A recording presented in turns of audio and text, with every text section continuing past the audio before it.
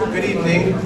Thank you so much for coming to McLean. We're going to get started. We heard there was an accident, so there'll be some stragglers, but we don't want to hold everybody up, and there's a lot of people here, and we're really excited to have this event for you. We're very excited to bring back this McLean and Me series. It's been absent for a few years due to the pandemic. We're able to have it now because of this new space that we have here, so we're looking forward to it. We're going to start with once a month. This one is on memory care, and next month is on navigating insurance, Medicare and Medicaid. There's an RSVP on your desk or right in front of you if you have a chance and you're interested in it. We'd love to see you come back. We have an amazing panel of experts tonight, and we're so lucky. I'm excited to learn as much as I can, as well as all of you. So without further ado, I'm going to introduce the panel, experts on memory care. First tonight is going to be Esther Pearl, Regional Program Director, Alzheimer's Association, Connecticut Chapter. Professionally, Esther has spent her career educating others in the field of higher education, employment, financial issues, credit union services, and career services. Personally, Esther has experience caring for a loved one with Alzheimer's. Her husband, Mark, was diagnosed with atypical younger onset Alzheimer's at age 56. In 2017, Esther joined the Alzheimer's Association as a program director in order to honor her husband, Mark, and their joint commitment to fighting Alzheimer's.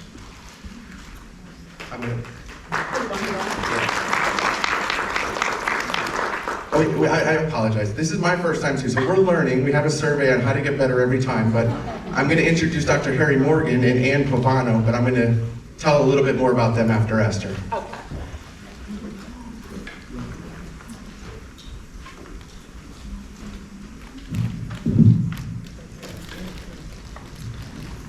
So we'll see how far this microphone goes. Can everybody hear me okay? Yeah. Okay. I did tell them tonight that I'm a walker. I like to walk and kind of get close to people, but I think that's about as far as I can go tonight. But I am thrilled to be back. It's been, 4 years maybe since I've been able to come to McLean and present on Alzheimer's and other dementia, so I'm thrilled to be back. So we shared a little bit with you about my story, and I wanted to start with this picture. This is kind of my favorite picture in the whole entire world. This is Mark, and as we shared already, he was 56 when he was diagnosed with younger onset Alzheimer's. It was exactly a year after we had gotten married, second marriage for both of us, and certainly not the way that I thought we would spend the rest of our lives together. It was heartbreaking, it was awful, it was terrible. But with the help and assistance of some amazing medical professionals and some folks from the Alzheimer's Association, I felt like I was able to navigate a way through. The reason I like this picture is this was taken at the very first walk to end Alzheimer's that we went to. I know many of you have been to one of our walks, but for those of you who haven't, one of the most beautiful parts of the day is the opening Promise Garden ceremony, where thousands of people may be there, and everybody has one of these colored flowers. And they're different colors that represent different connections to the disease. So in this case, Mark is holding a blue flower, which represents people living with Alzheimer's or another dementia. Yellow is if you're caring for someone, orange is if you're committed to our vision of a world without Alzheimer's, and purple is if you've lost someone to the disease. And so we have one person represent each color come up on the stage, and we share a little bit about their story, and then they're asked to raise their flower high, and everybody else there with that colored flower raises their flower as well. So this picture was taken really at that moment when Mark was looking out at the crowd. There were about 3,000 people there that day, and he knew he was not alone.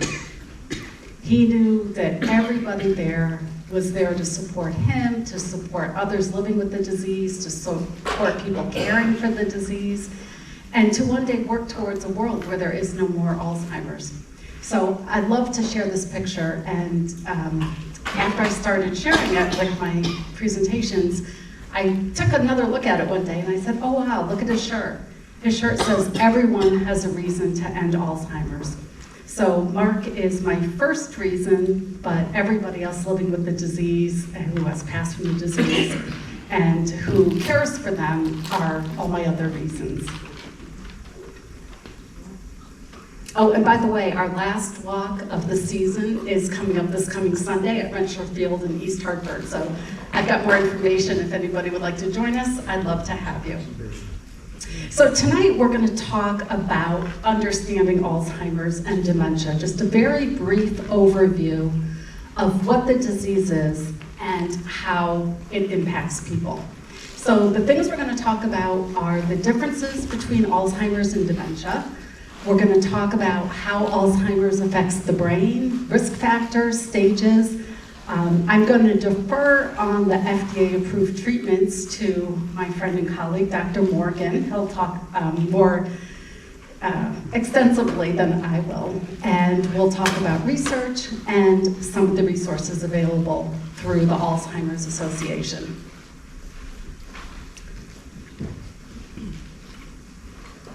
But first, we're going to start with a little bit of a quiz. And I will give you the right answers afterwards, so no worries about getting it right or wrong.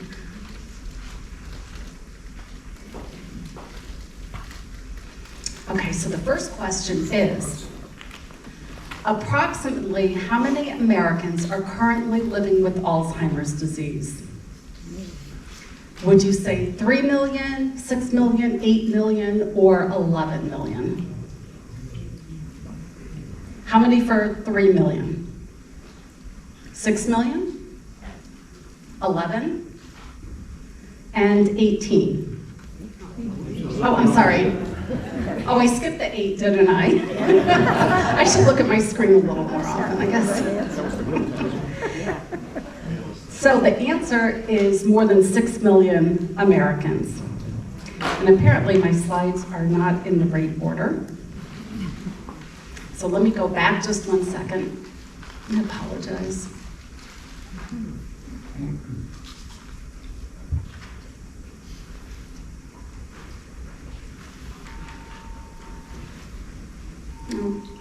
Okay, technology is not my friend tonight, but I can still ask you the questions.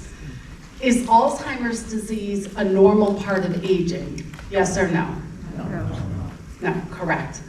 Okay, next question. And I've already given you the answer to this one. People younger than age 65 can develop the disease. Yes. Yes. In our work at the Alzheimer's Association, we have met with people as young as 39 diagnosed with the disease. And maybe Dr. Morgan, you can help me out with this. I don't know why there are more younger people being diagnosed. I think that perhaps we're more familiar with the symptoms and the possibility that younger people can develop the disease. And the diagnostics are better. I can talk a bit about that. Okay, so Dr. Morgan will address that in the next section.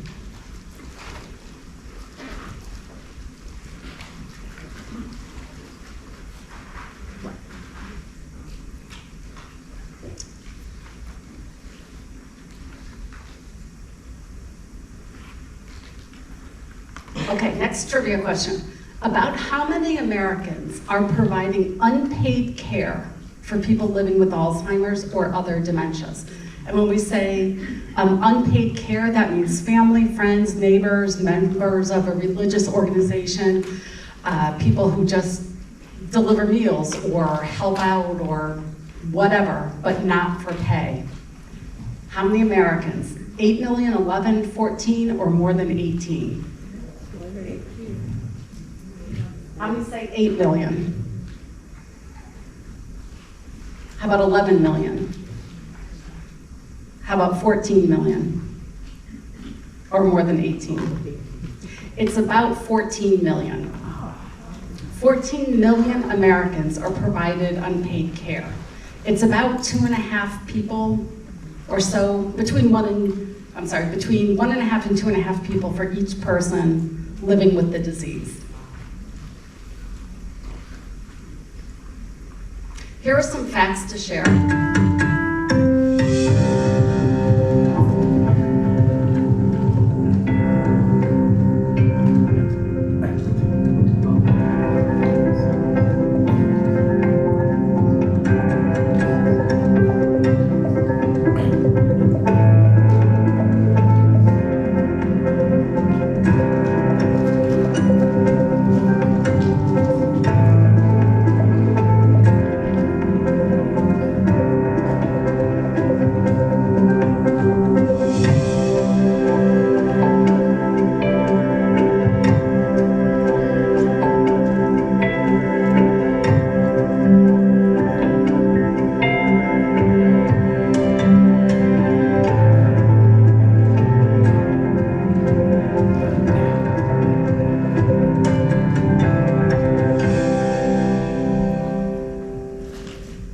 So one of the most common questions that I get, and I'm out at health fairs, senior fairs, events, all kinds of things. One of the most common questions I get is, what is the difference between dementia and Alzheimer's? Anybody have that question tonight? Yep. Does everybody know?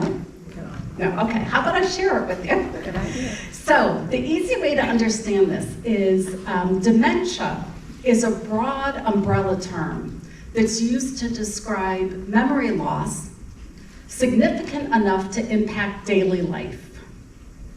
Okay, dementia is this big umbrella term.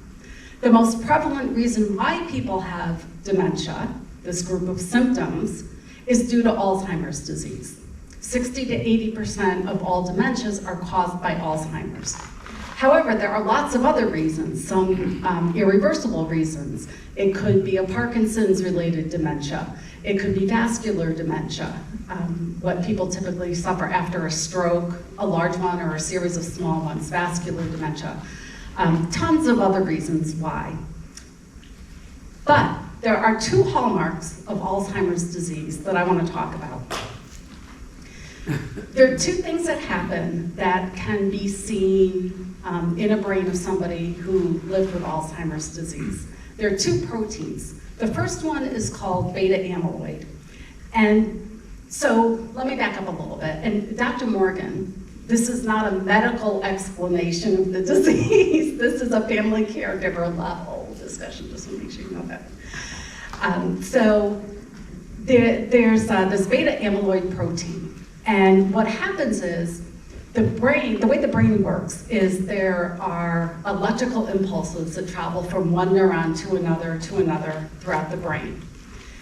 Something happens and we end up with too much of this beta amyloid protein, and it basically forms a barrier. So you've got one neuron here, another one here, and that electrical impulse is supposed to go from one to another, to another, to another. But this protein builds a barrier that prevents that message from getting through, somewhat. So sometimes the messages are getting through, sometimes they're not, sometimes part of it is getting through, sometimes the whole thing is getting through. Easiest way to think about this is compare it to your cell phone. You know, every town has at least one area when you're driving through, you're on the phone with somebody and they're talking and you say, wait, I can't hear, wait, what? What'd you say? Say that again, I lost you, right? So the reason that happens is because somewhere between your cell phone and the cell tower and the satellite and the next cell tower and the other person's phone, there's a break in the signal. Only part of it gets through. Similar thing that's happening in the brain of somebody with Alzheimer's disease.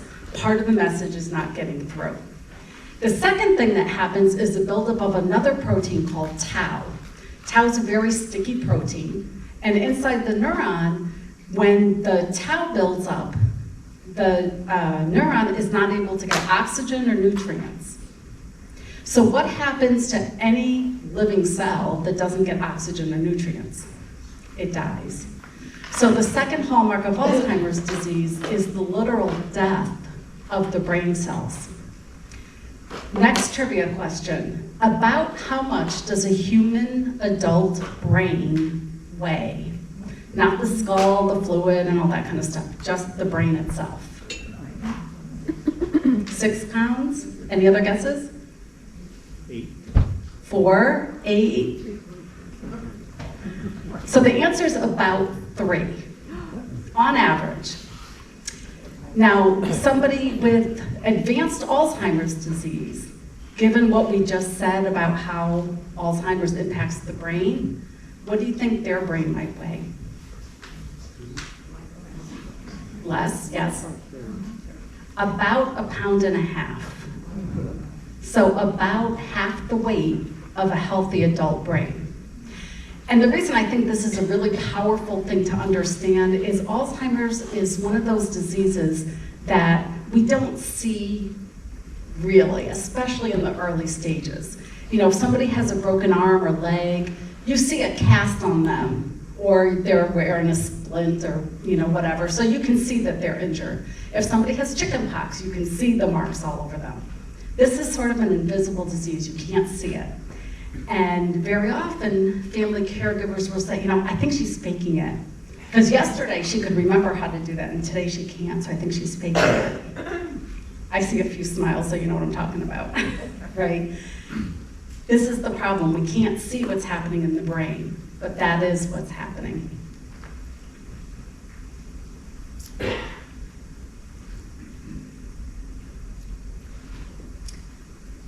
I am going to skip a couple of slides here for the sake of time, because I normally do this in about an hour. Dementia is the umbrella term for an individual's changes in memory, thinking, or reasoning.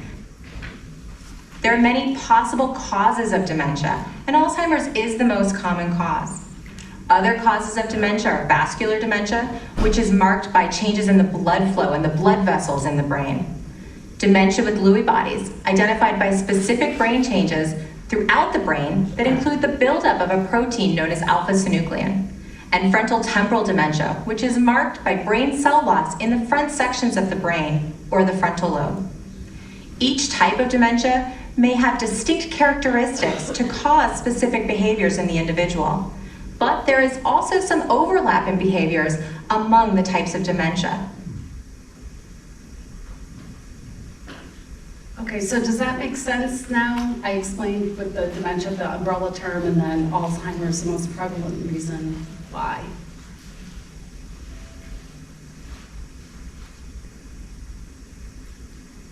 All right, I'm going to take you to another. More than 100 years ago, Dr. Alzheimer described specific changes in the brain, what we now call the formation of plaques and tangles.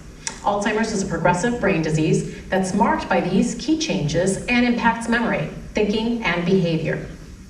The brain has 3 main parts: the cerebrum, the cerebellum, and the brainstem. Each one plays a role in how the body functions. Alzheimer's disease causes nerve cells to die, which leads to brain tissue loss and causes loss of function and communication between cells.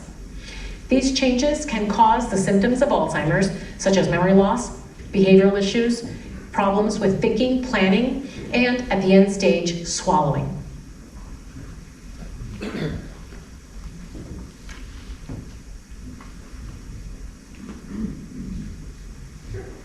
Okay, so let's move on to risk factors.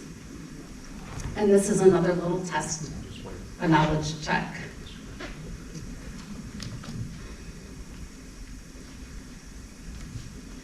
Okay, what is the greatest known risk factor for Alzheimer's disease? Genetics, family history, or age? How many people say genetics? Couple. Family history? This half of the room. Age. Okay, so the greatest risk factor is age. All 3 of these are risk factors, but age is the greatest risk factor. After age 65, the risk of developing Alzheimer's doubles every 5 years. And about 1 out of every 3 seniors over the age of 65 are living with the disease.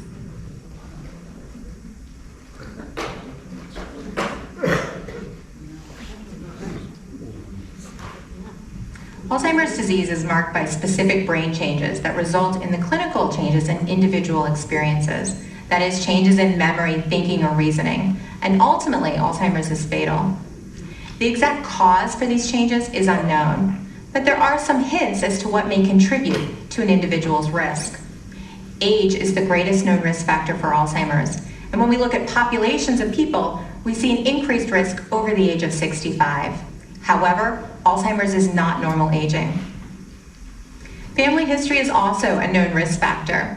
Research has shown that those who have a parent or a sibling with Alzheimer's are more likely to develop the disease, and that risk increases if more than one family member has Alzheimer's. When we talk about the genes involved in Alzheimer's, there are two categories that could potentially be involved: risk genes and deterministic genes. Risk genes increases an individual's risk for developing the disease, but does not guarantee that they will develop Alzheimer's. Deterministic genes, which are rare for Alzheimer's, guarantee that the person will develop the disease. So while we're talking about risk factors, let me also cover a couple of other facts here. So some things we know about populations at higher risk is that Hispanics are about 1.5 times as likely as whites to develop the disease. African Americans are about twice as likely to develop the disease, and almost 2/3 of Americans with Alzheimer's are women. Why? Why to all three of these questions? Well, we don't really know yet. However, research is looking at everything. We do know that cardiovascular disease has an impact on the likelihood of someone developing Alzheimer's. We also know that Hispanic and African American populations tend to have a higher rate of cardiovascular disease. So is that the direct link? Not sure yet. Research is happening. We know with women, it used to be thought that because women lived longer, and we said earlier that age is the biggest risk factor, it would make sense that more women have the disease, but that's not necessarily the reason. So researchers are looking at everything. I found this part fascinating, including how many pregnancies a woman has had and the change in hormones when you're pregnant and after you're pregnant, and whether that has an impact on later developing Alzheimer's. So there's a lot to research.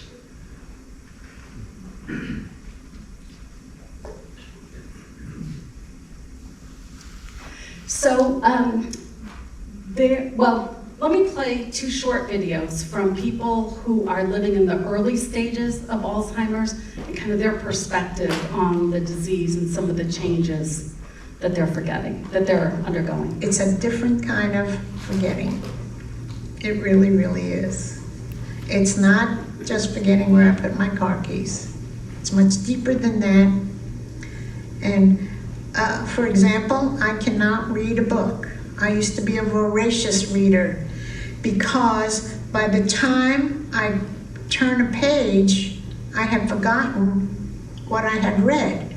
And if you're reading a novel, you have to know what transpired before in order for you to continue to read on. And so I can't read a novel, so I've even stopped trying. Math, I can't do a simple tip anymore. You know, I sit there, I stare at it. It's crazy what numbers I can't deal with anymore. And in some ways, that's the disease to me. The other thing that I've increasingly been struggling with are words, which I've dealt with words my entire life. You know, as an avid reader, as a reporter, as a writer.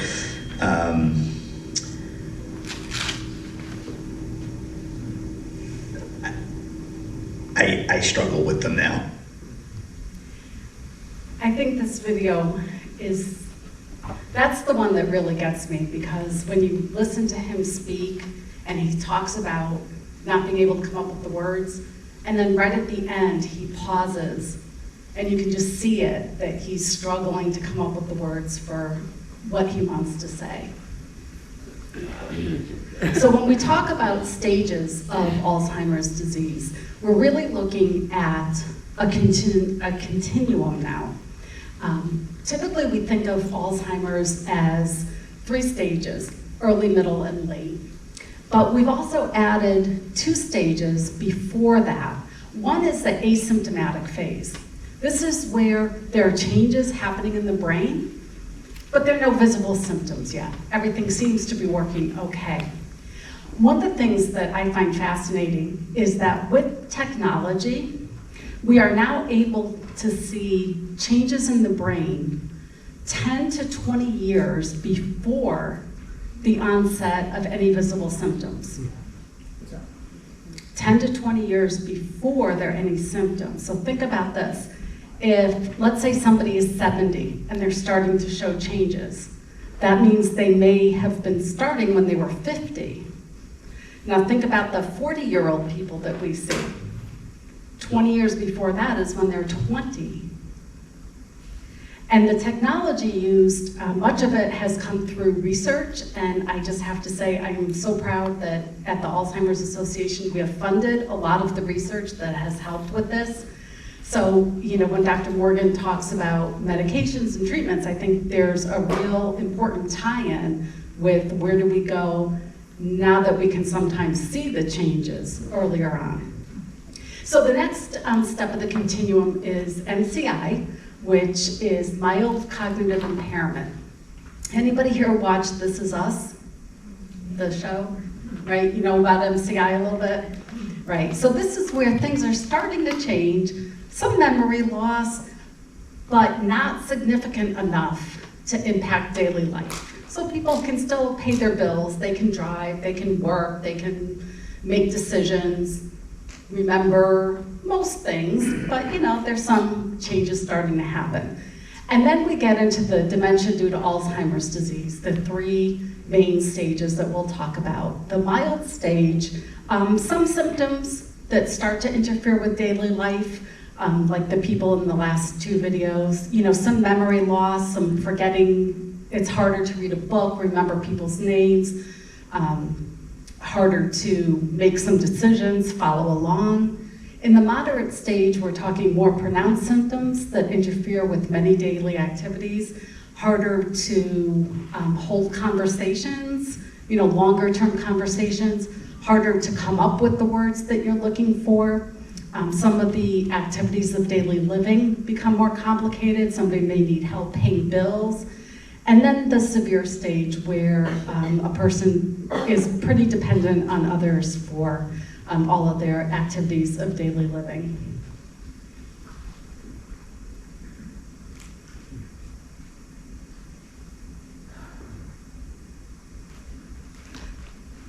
So I am going to let Dr. Morgan, when we get to his time in a few minutes, talk about the medications.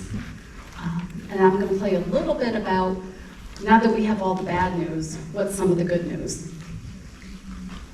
This is an incredibly exciting time in Alzheimer's and dementia research.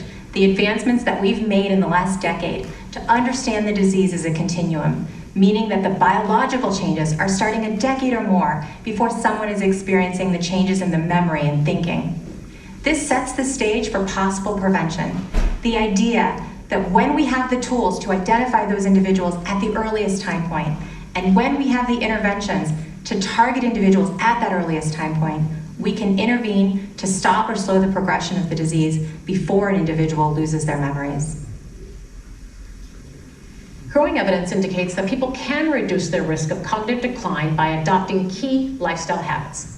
More and more research shows that factors like exercise, nutrition, and aggressive management of cardiovascular risk factors may impact our ability to slow cognitive decline as we age. And through current studies, we're exploring how certain lifestyle factors may even reduce the risk of developing Alzheimer's and dementia. So there's some hope for the future. There is certainly a lot of research going on, a lot of investigation, and not just medications, but there are studies happening to look at everything. Like I was talking earlier about women's hormones when they're pregnant, and what impact does that have on developing Alzheimer's disease later on. There are clinical studies, some involve medications, some involve history, family history, genetics, looking at really everything. And I can say that I am participating in a couple of trials now. One of them is simply an online memory kind of test thing involving a deck of cards. You know, you have to push the button, and when you see one you've already seen, you push the right button, and when it's a new one, you push the left button. So every 3 months, I get an email saying it's time to do your memory game. And, you know, it takes about 20 minutes, and I do that. And they're just tracking changes over time. We are also fortunate enough to live in a state where there is a lot of research happening right here in Connecticut, including the Alzheimer's disease research unit down at Yale. So I'm also participating in 2 studies down there. It involves, the main study down there involves an MRI. I think it's once every 5 years. I did the first one about a year ago. And again, they're just gonna track my brain and see what happens over time. But I feel it's really important that we all be part of the solution and do what we can to help. So let me just wrap up with a little information about the Alzheimer's Association. So we're here wherever and whenever people need education, information, support. We have a 24-hour helpline, and the number's there on the screen, 800-272-3900. And just to know that you can call that number any time of the night or day with any question, anybody can call. If you are concerned about a loved one's memory, if you're concerned about your own, if you're caring for somebody, if you're in the medical profession and you have a question, you can call the 800 number as well. Our website, simplyalz.org, is full of information. You can type in any question you want, and there's probably an answer on there. We also have what we call the Community Resource Finder, which allows people to find not only service providers in the area, but also our support programs. So service providers, everything from neurologists to elder care attorneys to in-home aides to residential communities, everybody is listed in the Resource Finder. And you can find it by zip code. So those of you that may have relatives that live out of state, you can still search for resources wherever they are. And support programs, education programs, support groups. We've got lots of programs happening here at McLean. We're so honored to be part of the support groups and the education programs. We have some in-person programs, some virtual programs. Some are live, some recorded through the website, but whatever questions you have, please don't hesitate to reach out. We can also offer care consultations, so you meet with a social worker. Right now those are still virtual, but you can sit for an hour, and a lot of people do this as a family. And part of what's, I guess, an upside of the pandemic is we learned how to pivot and do everything virtually so that we can still provide those services for everyone. Yes, you had a question? When you were speaking about clinical studies, are there any domestic studies being conducted for the impact of COVID? Yes. I'm talking about people who have actually had COVID and then subsequent recurrence of Alzheimer's.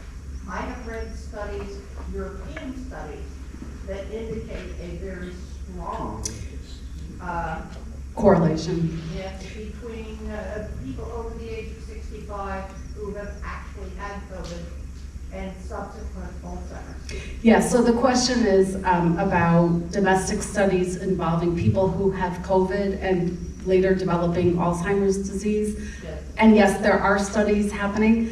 I think the current theory is that it may have something to do with inflammation in the brain. But again, keeping in mind, COVID is only 3 years old. And so somebody who's had COVID and then shown symptoms and then been diagnosed, there aren't that many people right now. I think over the next couple of years, that's going to increase. But yes, it is being studied. Absolutely. Yes. If you look at trialmatch.com, that is, well, we call it, it's like our match.com for clinical studies. You can take a look on there, and we also have a research tab as on the website, as well as a whole research app for your phone that talks about all the different research that's going on. That's a great question. Thank you. Any other quick questions? Because I want to make sure I leave time for Yeah, everyone we're gonna else. try, if it's okay, we're gonna Sure. do the questions after as a Okay. group, if that's okay with everybody. That is okay. Esther, thank you so much. That was wonderful. And now I'm gonna introduce Dr. Morgan. Dr. Morgan is the president and creator of the Center for Geriatrics and Family Psychiatry, based in Glastonbury, Connecticut. It is a group dedicated to the mental health needs of elderly people and their families. Dr. Morgan is active on the psychiatric staff of Hartford Hospital and was an assistant clinical professor at UConn Health Center.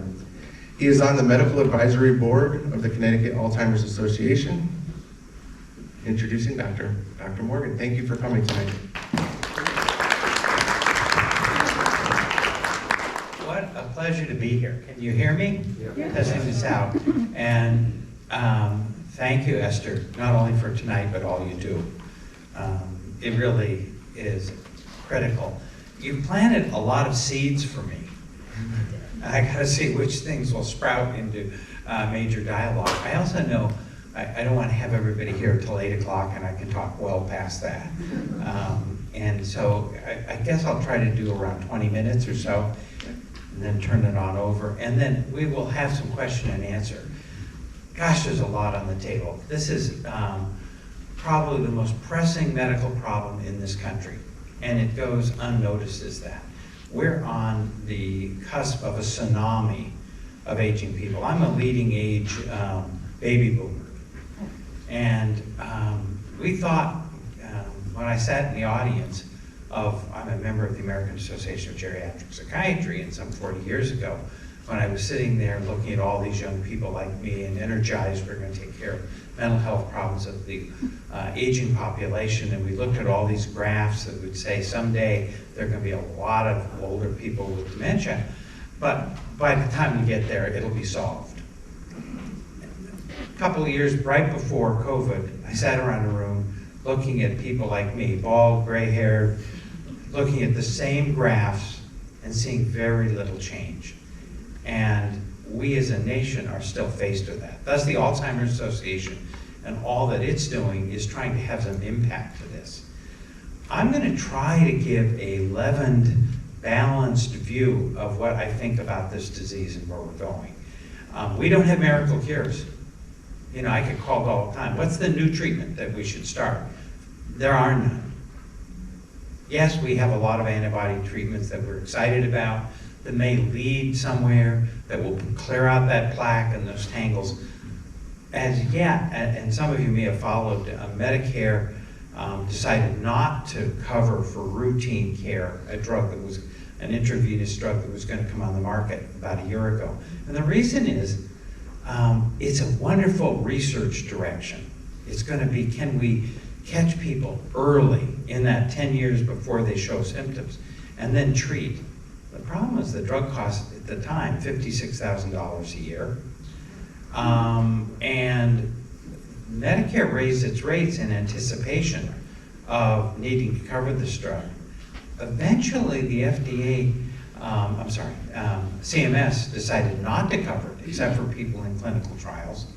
And that's the state now. Why?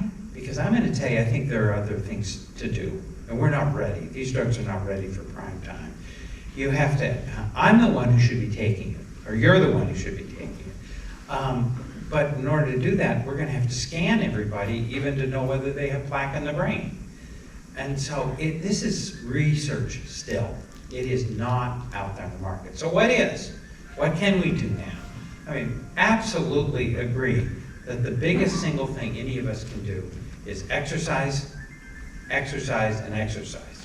Although diet's important and mental stimulation is important, exercise probably is the #1 thing in activities that tend to help brain health. Why? We don't really have a good explanation for that. And do I exercise regularly? No.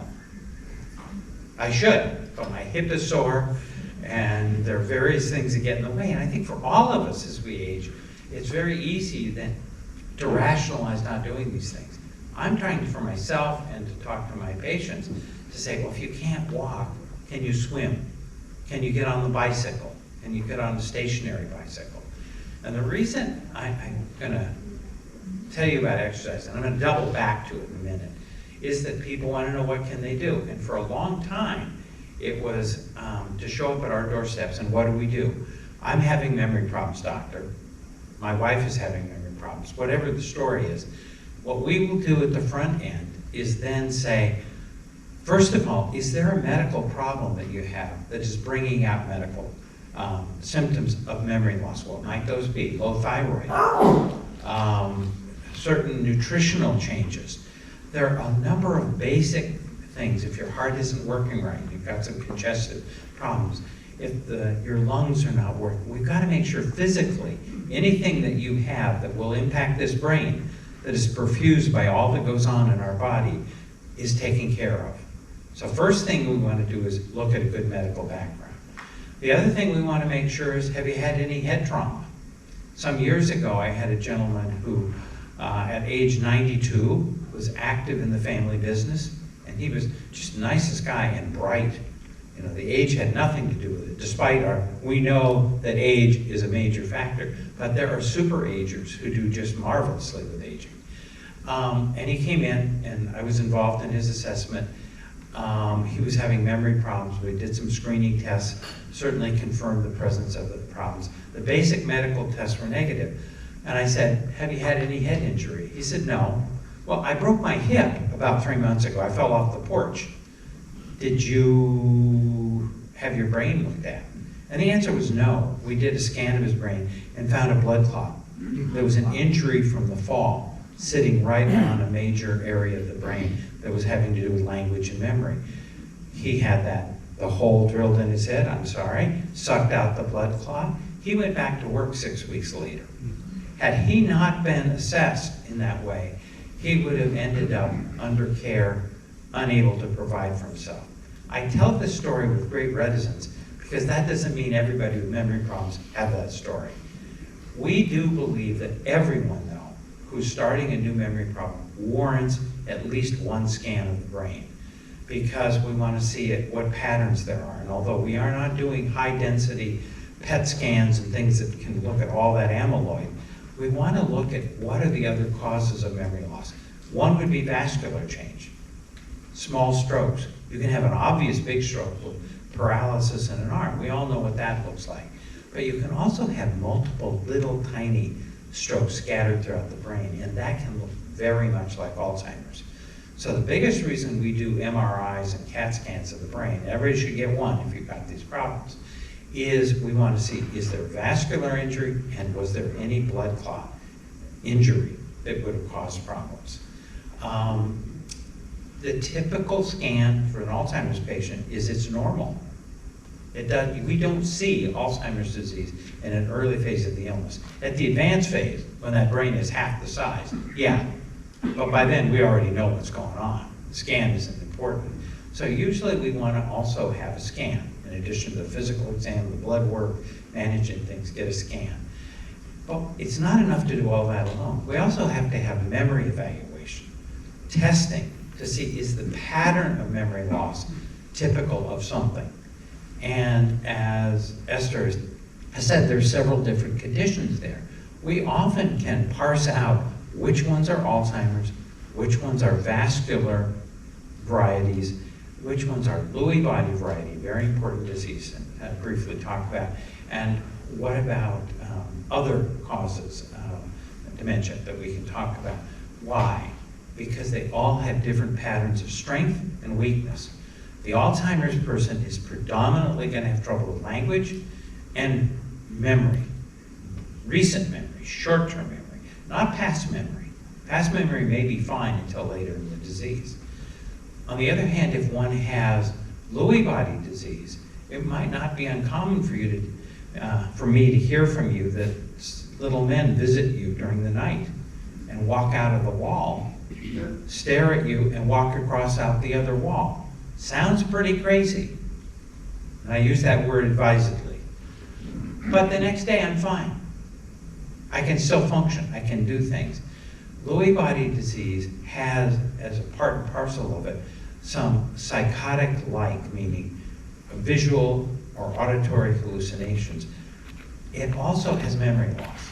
And over time, that memory loss goes down and down, just like Alzheimer's disease, but it fluctuates. Better days, worse days, better days, worse days. Alzheimer's is generally just a slow, steady decline into the more advanced stages. What else could it be? Well, a big disease is frontotemporal disease.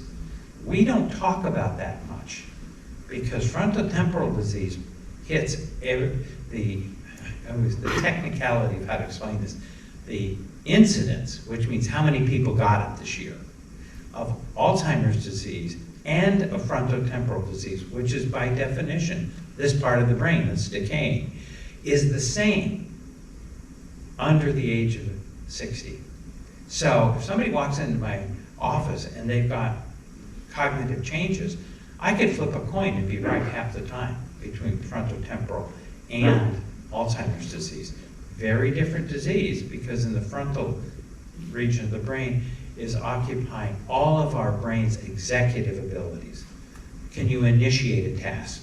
How is your judgment? It's not memory. How is your behavior? Not memory.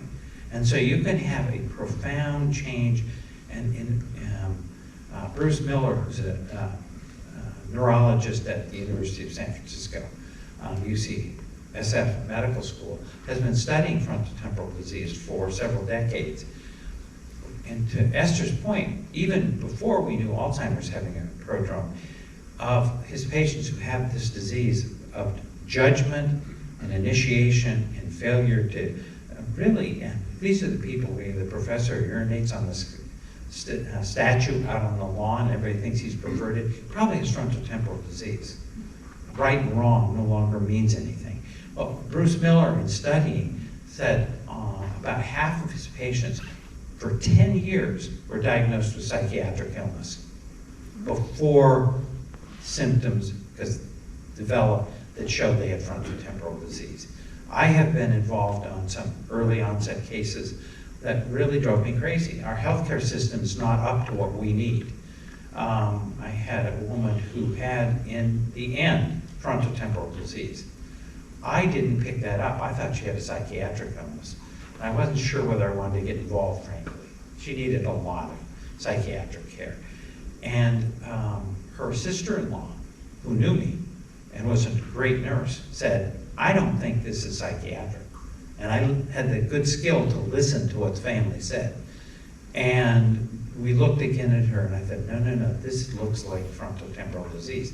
I'm going off on this a little too much, but I wanted to get a PET scan. And we were unable to get a PET scan because her insurance, remember, she's not Medicare. Medicare wouldn't have allowed me to get a PET scan. She didn't have Medicare. She had some managed product that says, no, we don't do that. We don't approve that. I went to the national head up 5 or 6 levels, and he said, doctor, hold your breath, we're not going to approve it. We only approve it for cancer. It's not community standard. And I said, in truth, Medicare is the biggest provider in the country, and they would pay for this. It didn't get done, which meant half the family who didn't believe that there was a neurologic disease wouldn't listen to the kind of care level she needed. And one day she blew up behaviorally, and I'll just tell you, $500,000 later, she ended up being in various hospitals around the state, got all kinds of fancy studies for one of my being able, simple little doctor, to do one $1,500 scan and explain to the family what was going on. So we are all, on all of these conditions, swimming upstream. Each of these little stories is to make a point, but its healthcare system, is it ready? Now, even though I talk about frontotemporal disease, that's really more significant in younger adults. It's the same rate per year that happens as people age. It's just Alzheimer's takes off and dwarfs the amount of frontotemporal disease. We know that other conditions like Parkinson's disease can have some cognitive difficulties. I'm going to tell you the hardest part for this geriatrician is that if you walk in my door and you're the, I don't know if that's the right side or the wrong side of 80. Sometimes I think maybe being 81 is a better age than some ages. But we don't see pure diseases. And a lot of the research today, the scans and things, are looking at very pure cultures. you've had scans, we diagnose you precisely as having Alzheimer's, and we get these treatments. That's not who we see, because we don't have all of those scans. What I can say is that when people get into their 80s, they probably have a mixed disorder. New onset memory problems at age 84 probably has some Alzheimer's and some vascular disease. And so all the symptoms we see are not purely one or another intervention. Having gone through all this workup then, I've done my scan, I've done all the testing, we do a set of cognitive tests that demonstrate, yeah, there is in fact a problem. Oh, and by the way, I neglected, and that depression is not causing it. As a psychiatrist, we are very attuned. You know, what appears to be memory loss in a patient who is depressed may be as follows. Can you give me the month? No, I don't know. The Alzheimer's patient says, is it March? And the depressed patient can appear through lack of motivation or interaction to be dementing.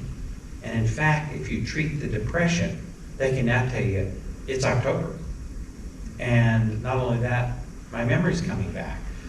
So we have to look at that aspect of this. What I just said, however, is true. You can have depression and Alzheimer's disease. To the question before, I guess I'll take a quick aside to talk about COVID. Wow, did that change everything for us? As I look at it, a few masks. I'm still masking a lot of places myself. There's no question that COVID has a significant, for a subgroup of people, of cognitive changes. The problem is it Alzheimer's disease? And there are two lines of thought. One is that in fact, you are on the verge of Alzheimer's. It was about to come on. Because, you know, these things, as Esther showed you, kind of mild cognitive impairment, prodrome to eventual dementia. Now, if you're in that mild cognitive period and you get COVID, that may blast you into full-blown early dementia. So we think a number of people actually had Alzheimer's, it was just under the surface. The presence of COVID, whether it be the social isolation, the illness itself, treatments of the illness, may have unmasked Alzheimer's disease. But we also know by scans and other studies that some people with COVID have scans that don't look like Alzheimer's disease and do have cognitive changes and difficulties, and also psychiatric illness, behavioral illnesses, as well as cognitive illnesses. So we're in the early phases of trying to understand the long-term implications of COVID as a disease, and whether those will be transient and go away in a year, or whether they will simply be progressing, whether we should layer on the same treatments for the COVID cognitive loss that we do for the Alzheimer's cognitive loss. No answers yet on that. So we've gone through all my assessment stuff. So what in this world, besides sending you off to Yale, Chris Van Dyke and the crew down there are wonderful researchers, and that could well be a possibility. But what are you going to do to just treat the disease? You know, if I go back 15, 20 years ago, I will tell you that what we will think about is the drug Aricept, which is donepezil, and or one of its competitors, Exelon, ribostigmine, galantamine. But, you know, I don't mean to be partial to any of the drugs. Nobody has shown efficacy better on any of them. What are they doing? They're actually, that little communication between cells happens heavily to be in parts of the brain where the little neurotransmitter, the chemical that carries the message from one cell to the other, is a substance called acetylcholine. And what these drugs do is block the breakdown of acetylcholine. So what they're doing is turning up the signal volume. I liken it to, I have a place in New Hampshire, and when my kids were little, we'd go over there back when, before we had fancy TVs and cable and all this kind of stuff. And we would sit around and play cards and listen to Maine Public Radio. Very fond memories of those things. But when you listen to Maine Public Radio from rural New Hampshire, what you hear is, okay?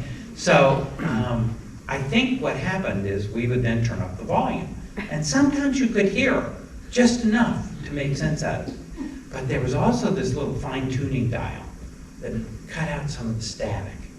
I think my metaphor, you had your metaphor for our drugs, I think the cholinesterase inhibitors, that's the Aricept derivatives, are like turning up the volume. More message gets through, but it still may be full of static. The other drug that we add, and there's only one of a kind of this, and that's memantine or Namenda. It works a different way, and it tends to stabilize the membranes of cells so that there's less aberrant messengers getting through. So it's the fine-tuning dial. And I think the gold standard, even today, is those two drugs, one of each, with your physician or whomever, carefully layering one on, making sure there's no side effect profile, because all medicines have side effects, and then layering the other one on, and debating how soon to add it. I'm a person that believes Namenda, the second drug, ought to be used early.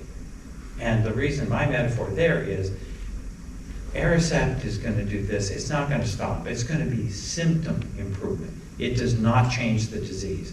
The disease is still progressing. Till we do some of these other fancier scans and can really pull out the plaque out of the brain or whatever's causing it. We really don't 100% know. Why wait? So if you wait, you're a person who's waiting to use memantine as a booster rocket. We go down, you're losing. It's low enough, let's add the memantine booster. Or, I have a philosophy, it's better to see it as a parachute. So let's use both drugs to slow the rate of decline. These drugs, and I'll underline it, have no evidence for changing the underlying illness itself. They are to improve symptoms. So if you take them and you have zero improvement of symptoms, they may not be worth taking. There's some expense involved, there could be side effects involved, but how do you measure benefit? Because this is a progressive disease. Benefit may be measured by simply saying, I'm about the same as I was 6 months ago or a year ago. It hasn't changed much. Now, we don't have the opportunity to have somebody say, well, here's you on the drug and here's you off the drug. So if somebody is stabilizing, I'm very reticent to withdraw any drugs. If somebody on these drugs is declining and we're not seeing benefit, then we're going to start juggling drugs and see what else we can do. That's kind of where I was 10 years ago. And that's the same as today, by the way. Hasn't changed. What's changed is we now have robust data that says exercise helps. Mental stimulation helps. The newer plaque-removing drugs, as much as we at the Alzheimer's Association are all for doing something to find a cure, Dr. Van Dyke himself says that what you can get from some of these newer drugs, the ones with least side effects, I'm not calling them drugs, or antibody treatments that go in and attack and pull plaque out, is over a couple of years like a 27% reduction of your symptoms. That's like saying it moves you back in your disease 6 months. That's meaningful if you have the disease or if your loved one has the disease. Remember, it's not going to happen in later, moderate to later disease. This is only an early disease. But I'm going to tell you a heretical comment here, and I don't know the Alzheimer's Association will fully buy onto this. This is Dr. Morgan speaking. I can get the same benefit if you go exercise and you do mental calisthenics and do various things. I'm a Wordle person. I love to play Wordle. I don't think that's going to do anything to save me from getting Alzheimer's disease. It's just fun, and I enjoy it. On the other hand, any kind of mental stimulation, I think one of the reasons we have so much more Alzheimer's disease in that 5-year escalation by the mid-80 decade in your 80s is partly because we were in a culture 25 years ago where people retired at 65. And when you retire, as much as you may want to say you're active, you're at the golf course or you're watching TV. Very few retirees back then were staying physically and cognitively active. I think that's changing. I think many retirees today either don't retire or find alternative activities. There's some new, very interesting data that says if we look at that cohort of people, there is a reduction of the onset of Alzheimer's disease in that at age 85, somewhere in that range. so that we're beginning to see for the first time epidemiologic data that suggests there is some impact of delaying the onset of this illness. And if we can delay the onset of this illness by 3 years, we're going to save this nation billions of dollars. And it'll make it for a better quality of life. So is it the new drugs? Maybe. The new antibodies? Maybe. But it's really lifestyle. And we do not in this country have the best lifestyle. Because my hip is acting up. It turns out I had x-rays and they don't have arthritis. I was so relieved of that. Nor is it metastatic cancer into my bone. I was very relieved about that. But my physical therapist says, you haven't got enough muscle where you used to have muscle. And you're not holding yourself in the right position. So we're going to get you better in 6 weeks. I wish Alzheimer's was like that. We'd get you better in 6 weeks. What we can do, though, is say, stay with it. And finally, kind of the parting shot, and then we can talk other things. The biggest thing I have to deal with in my office, and with a wonderful staff, it's not all Dr. Morgan. We have great advanced practice nurses, social workers, and neuropsychologists, is to meet people with who they are as a person and help them say, you're no different when you walk out of the office today with a new diagnosis than you were when you walked in. You're the same person. What do you like to do? How do you like to spend your time? Maybe it's time to really look at your values because you've got some time and really lead a quality of life for yourself. Rather than say, it's over, I have Alzheimer's disease. It used to be the neurologist would say, I think you've got Alzheimer's, go put your name on a nursing home waiting list. No, I want to say, be active. Find out what you like to do and keep doing it. Not only will that slow the disease, but it'll be that much happier for everybody involved. Acknowledge that we'll keep an eye on things, and there may come a time where you're going to need a lot more. And we want to have the family know and talk about memory disease. We're standing in this gorgeous building. Good gosh, if I'm putting my name on the list, I gotta tell you. And I would have done that before this building, probably. But I think despite everything else we do, and just truth in lending, our team is the psychiatric consultant here, but I'm also the medical director at the Alzheimer's Resource Center now called Live Well in Southington. And I mention these two places because I think they're premier in what they do. And because sometimes all the medicines in the world, all the exercise in the world, we need a great residential setting that can then provide social stimulation, an environment where people can be with others and have peer groups. So that I think, and I'm going to throw the ball to you here, talk about this place, but don't underestimate.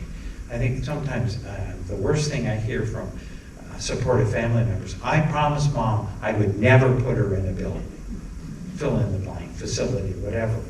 But Mom didn't know what she was going to be going through. And to promise to keep Mom at home, socially isolated, with a one-to-one aid, and no social stimulation, I think is doing Mom a disservice. Now, if Mom was a wallflower and never wanted to go out anyway, the last shot I'll say is, God, even residential settings, we all took it on the chin with COVID. The kind of social isolation came to all of us, and we're just now beginning to understand if we go back through COVID again, we got to find a way to maintain contact with families and individuals. That was almost worse than the disease. And yet I'm not the building administrator trying to keep the disease out of the building. So I think I'll pause for the sense of turning it on and then field questions that we could do. Does that make sense? Yeah, that's perfect. Thank you so much, Dr. Morgan. I'm going to introduce Ann Pavano. I'm lucky to be a colleague of Ann. Ann has been here at McLean, a staff member for 5 years, and started at McLean being responsible for our memory care volunteer program. That has evolved into Ann overseeing all volunteers, starting a community cafe, a gap group, and a caregiver support group. Ann serves as our campus liaison, helping our residents with their transitions of care levels. In July of this year, she assumed the role of Director of Assisted Living and Resident Resources. I'm going to tee up a question for you, Ann. So, what is you are in a unique position to offer help and support to people both in the community and on our campus. What is McLean doing to support our greater community? Do you want to take that one? Or?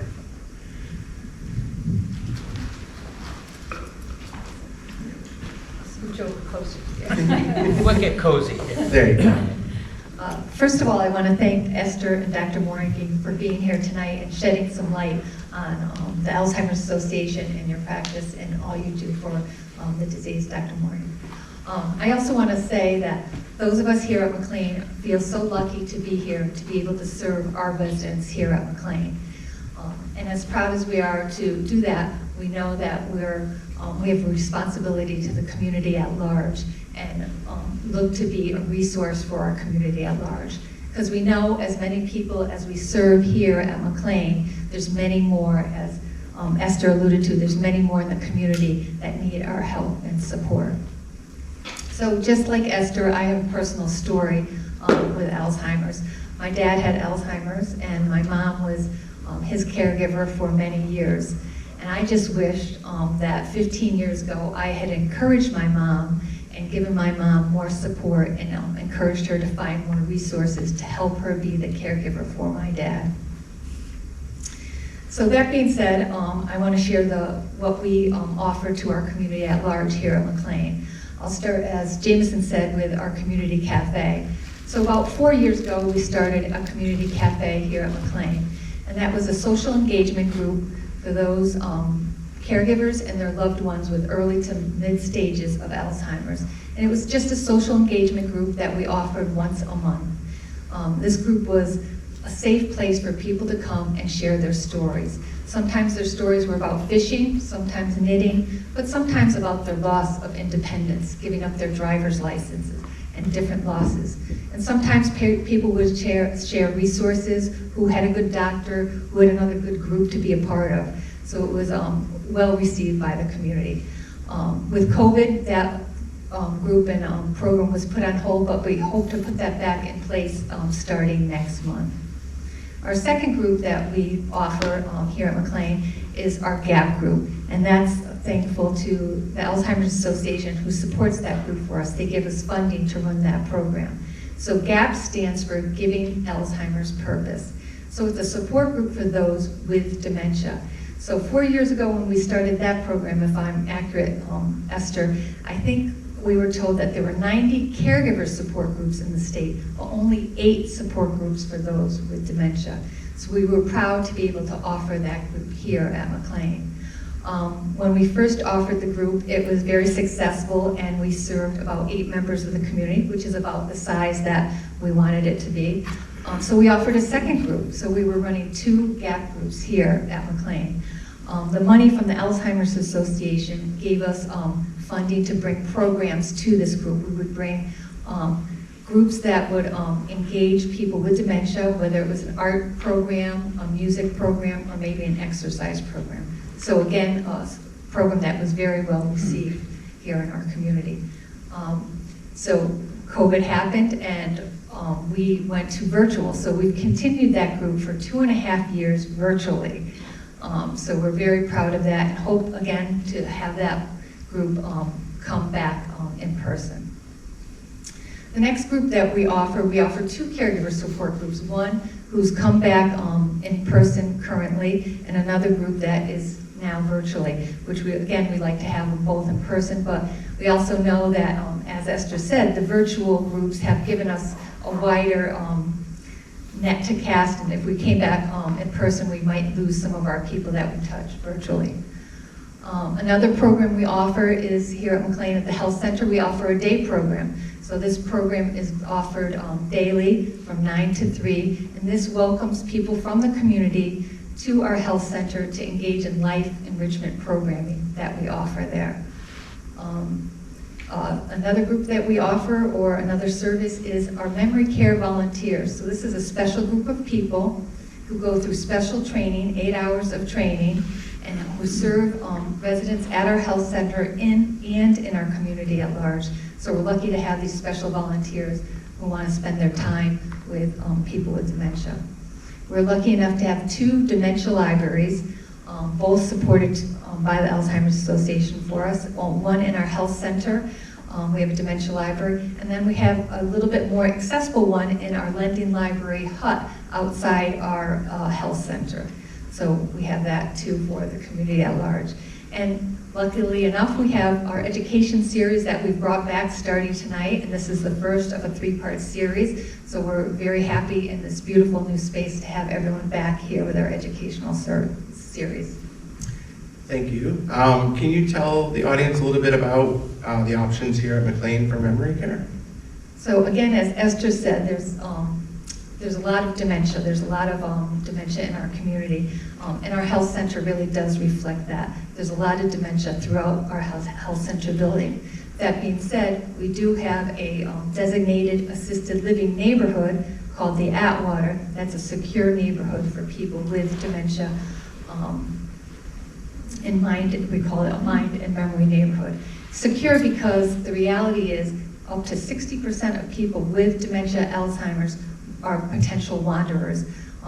Personal experience again, people say, oh, you know, my loved one, they don't wander. People don't wander until they wander. My dad at home, oh no, he'll never wander. He ended up wandering. He was gone for 6 hours. State police had to be involved, so it does happen. So the Atwater is the neighborhood, our secure neighborhood, and we have a remarkable team on the Atwater that's dedicated to serving our residents with dementia. Our clinical staff at the health center all have 12 hours of dementia education every year.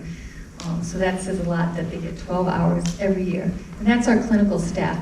You have our housekeeping, our dining service, and even those working at the front desk have a minimum of 4 hours every year. So everybody at our health center is ready to engage people with dementia. They're prepared. Another distinction that we are very proud of here at McLean is the fact that our assisted living was the first assisted living in the state to be granted a purple flag. A purple flag means that we have outstanding dementia care, and we're very proud of that recognition, to be the first one in the state to have that recognition. Thank you. Last one. What's the best advice that you would give to someone in a caregiver role? So I think what we're doing tonight, we're having conversations and we're gaining information. I think one of the big things that's happened since my parents have gone through this is that we're starting to elevate the conversation of dementia. It shouldn't be shrouded. People shouldn't be embarrassed. It's great that we get out here, learn more, and educate our own families. And it's important to have these conversations early and often with your family members so that you don't have to have these conversations in emergent situations, which is frequently the case. The other thing I would really encourage all caregivers is to get out there and get support. Contact your family, contact your friends, join a support group. Caregivers have a difficult journey, and for all they do for their loved ones with dementia, they matter as well. They need support, they need help, they need their own wellness. As difficult as it is to say, carve out time for yourself, I know it's difficult if you're a caregiver for someone with dementia, but it's very, very important. Thank you, Ann. Good job. Yeah, I just want to thank everybody. We're going to take some questions from the audience. If you have any questions, I'm just going to ask you to raise your hand, and then we can go one at a time. There's no questions that are too trite or too silly. This is, we all want to learn and get better. So I saw your hand go first. Okay, Dr. Morgan, can you talk a little bit about the role of hearing impairment in cognition and or sleep apnea? Couple of questions here. I can't help but respond to this issue about wandering. We had one gentleman who wandered from another assisted living, and the director there said to the family, I thought you said he didn't wander. I said, well, he goes, we bring him home. So what families share is not always what's there. Two issues that you've raised. One is hearing, and there is now a modicum of research that suggests that if you have impaired hearing, that isn't getting fixed, it does increase your risk of manifesting cognitive changes. Now, I think first we thought it was just kind of like, do you know what month it is? Well, I don't know that I had that for dinner. That means I'm either demented or I didn't hear what you said, and I didn't want to admit that. So I just gave the best answer. It turns out it's more than that. And we don't quite know why. I think it's because we are all attending to sounds and conversation and interacting. And I had a mother who ended up dying of her dementia, but I will say she was incredibly hard of hearing. We could not do anything to get her. We finally got her phone, turned up the volume, fancy phone, till she realized the phone was up volume. And she said, back down, I don't need it. So, didn't work for her. But I think it's partly because there's less brain stimulation. Conversations are not getting through, other things are happening. But it's speculation. We do know with hearing problems, so if you have a hearing problem, get it fixed. My wife and I always argue over who has the bigger hearing problem. We'll see who wins. I think we both do. Does insomnia? In terms of your other question, sleep apnea, the whole insomnia and sleep problems is very convoluted because, yes, I think chronic poor sleep is a measure of something. Stress, depression, any number of things. That's not good on the brain. Too much sleep is not good on the brain, it turns out.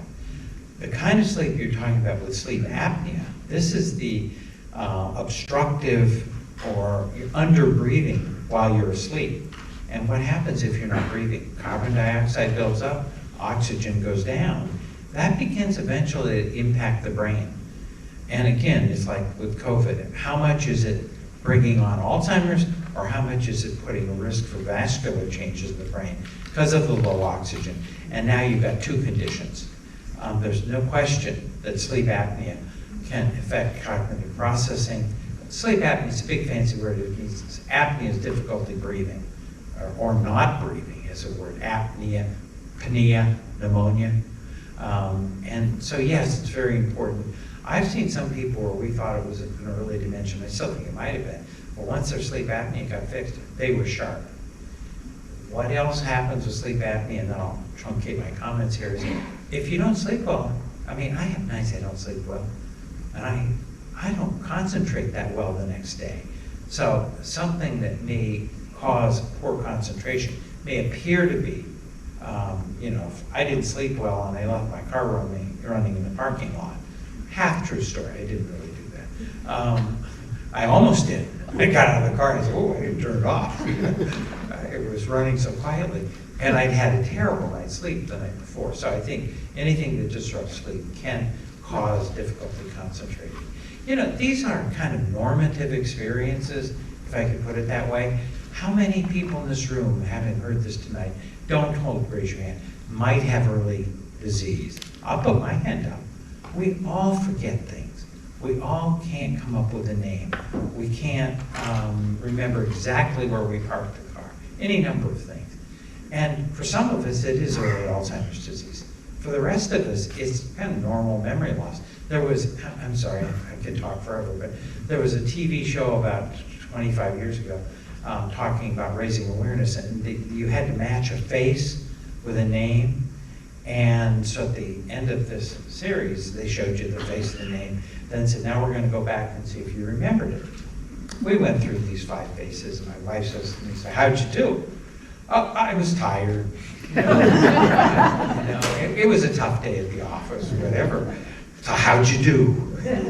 So I finally said, I got 2 right. She says, well, that's what I got right. Then the announcer comes on, says, you think you all had Alzheimer's, didn't you? Because the normal response to this difficult task was 2 right. And so what we have to be careful is not to over-label things that are normal. On the other hand, not to dismiss real problems. And if it's, we know with aging, people do have, I'm not as sharp with coming up with words as I was 20 years ago. That doesn't mean I have Alzheimer's disease. I can still process, I can still do any number of things. But so for us older people, dropping a word doesn't mean you have Alzheimer's. It is getting more the biggest impact on your daily life, get an assessment. Because the earlier you're assessed and the earlier treatment gets underway, I think the better. And it made me think of one last comment, and then I'll turn this mic. I'm going to guard it. There was something we were talking about before. See, memory. No good. Next. Go ahead. Actually, I just forgot what my question was. Oh, I just remembered. If it's kind of normal to occasionally not remember a word or forget what you were going to say or do things like that, at what point does it get bad enough to consider getting one of these brain tests or An evaluation. joining a study or something like that? Yeah, how? I won't I'm going to give it to you if you want. I'm going to say two things. What you demonstrated, of all things, keep a sense of humor. We all laugh. The more you laugh, the more you can feel happy about things, the easier it is to really put in new memories. And you remember things not only from rote memory, but from emotional memory.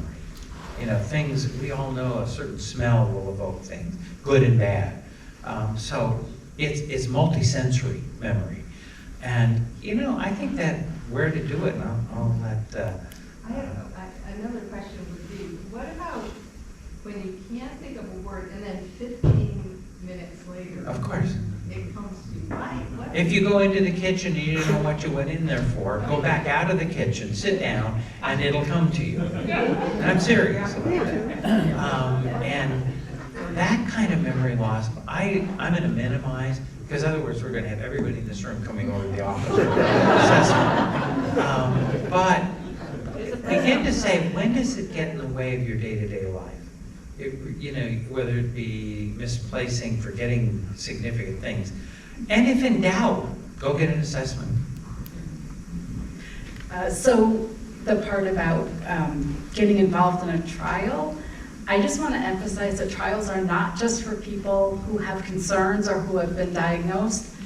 Healthy, young, middle-aged, older, it doesn't matter. Everybody is needed to be part of a study.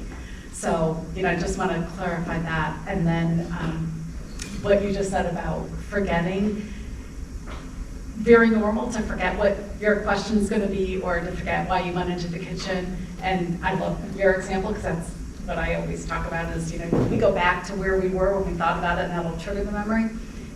Typical aging, it'll trigger the memory and you'll remember even if it's 15 minutes later. Once it's really the Alzheimer's, usually when it's gone, it's just gone and it doesn't come back. And I think that's some of the videos I showed earlier, the people with the disease, that's kind of what they were getting to, like the woman who can't read a story because she just can't remember. It's gone. It's gone.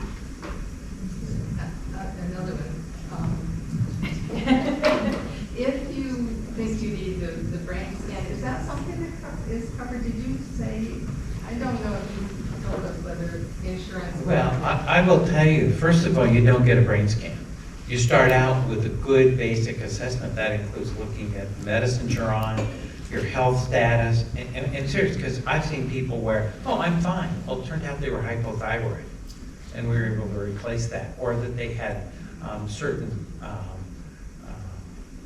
oh gosh, I've got a junk call coming. These are great. I'm not going to answer it. Some guy who's going to ask it, is Bill there? And I'll say no. And he said, that's okay. Maybe you can help me. We're raising money for McLean home. I know.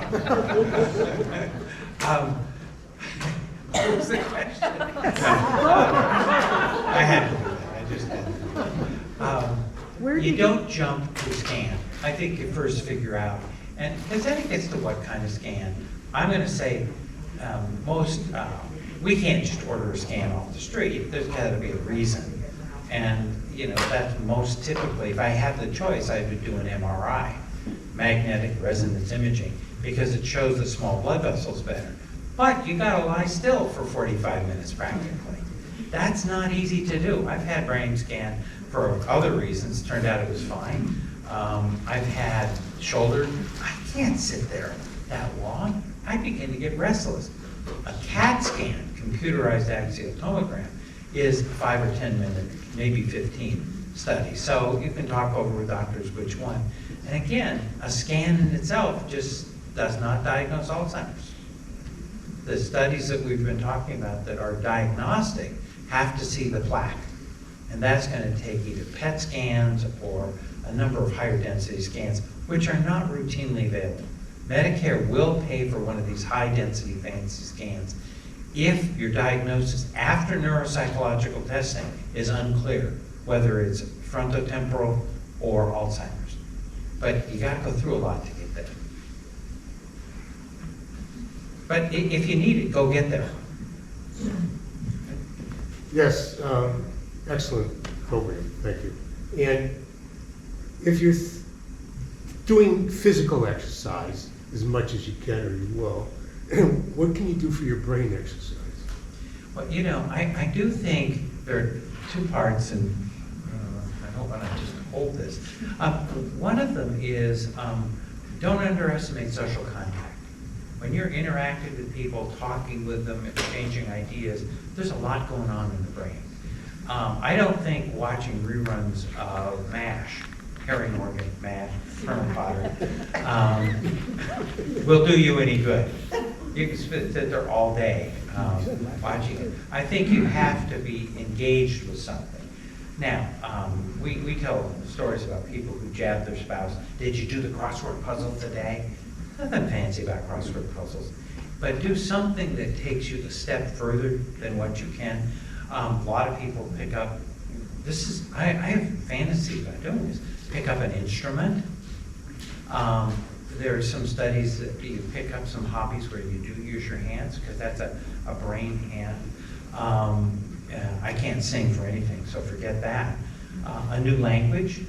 I took German in college and was reasonably facile with it. I can't speak German now. Maybe I should go back and pick it up. I always thought it would be fun to speak French. And then I think Spanish would be more important today. So I don't know if I'll do any of that. But the idea is to do something that is taxing to the brain, but not frustrating. You know, some people do something so frustrating, they quit.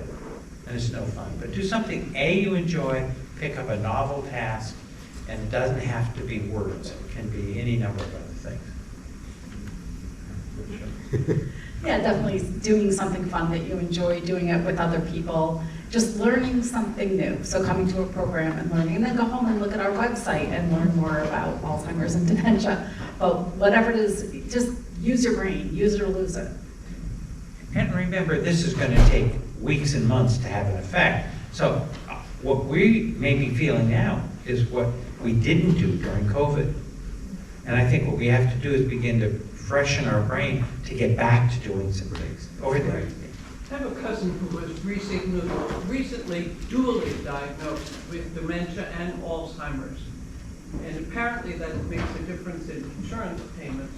But why would you do that? Or is that common that you are diagnosed with, and this maybe because he's in Colorado, I don't know. But because he's dually diagnosed, it makes a difference. Can you speak to that? You know, I'll open that. You know, if you have Alzheimer's, you have a dementia. Okay. You can have a dementia and not have Alzheimer's. Okay. There may have been something in there that said, you know, he has a dementia, but we're not going to pay for something until there's a more precise diagnosis, or it might have been the other way around. But if you have Alzheimer's, you have a dementia. I don't, they'd have to have more details. Okay. There are new codes right now that we're cutting our teeth on. Has to do with billing, and they have to be more precise. It isn't just dementia, and it's not otherwise specified, dementia with agitation, dementia with depression, and Medicare won't pay unless we're getting one more precise. But so there's something missing in the story. Thank you. Does self-awareness diminish as dementia progresses? Boy. I'm going to take two sentences. I think that in true advanced dementia, there's some diminished, but I think sense of self is there heavily. And I think that there's nothing more that'll cause agitation than if I say, sweetie, let me just give you a little, wipe your face or something. My self-awareness says, get the hell out of here. I'm not your sweetie. And I'm serious, this is called elder speak. And even in advanced stages of elder speak, where there's lack of dignity, patients with dementia react aggressively often to that. To piggyback on what Dr. Morgan said, I think the answer is yes and no. It depends, like with a lot of things with Alzheimer's. Some people, especially in the earlier stages, are aware that something's off. Some people are not. Is that denial or not being aware? I don't know. It depends. But there does come a point as well where people are not able to see how impacted they are by the disease. And it's not, again, that is not denial. It's part of the disease, the lack of good judgment. They cannot see how impacted they are. Quick story. At one point, Mark, my husband, was in nursing care, and I had gone to see him, and I said, I really have to get home because I need my son to mow the lawn, and he's certainly not going to do it if I'm not there to tell him. He's got to get it done. And at this point, he was barely able to walk. He needed a gait belt and 2 aids to be safe. But when I said, I have to go get my son to mow the lawn, he looks at me and says, I'll come home and mow the lawn for you. And I didn't know whether to laugh or cry because, just being the kind of person he was, but he really was not aware. He could barely walk, and here he was gonna mow the lawn for me. I was so appreciative, but yeah. I'll just piggyback on that with one comment. I tend to think of these brain diseases as leaving a footprint on the brain. And the footprint is where things are injured, where they're in good shape. And remember, some of these are mixed disorders and they're not pure. So if you have, just to this point, injured the part of the brain that is self-recognizable, we know people with certain strokes, you can say, can you raise both their hands? No, I mean both hands. I am. They're not aware that that happens. So it really depends on where in the brain. And this is where scans, I think, can be very useful later, even routine scans. Because if we can see where in the brain the shrinkage and the injury is, we can then project a bit into function. Now, the argument against that is, well, you know the function anyway. You knew it, that's why you did the scan. You could do that, so. Any other questions? Well, thank you so much for coming out tonight.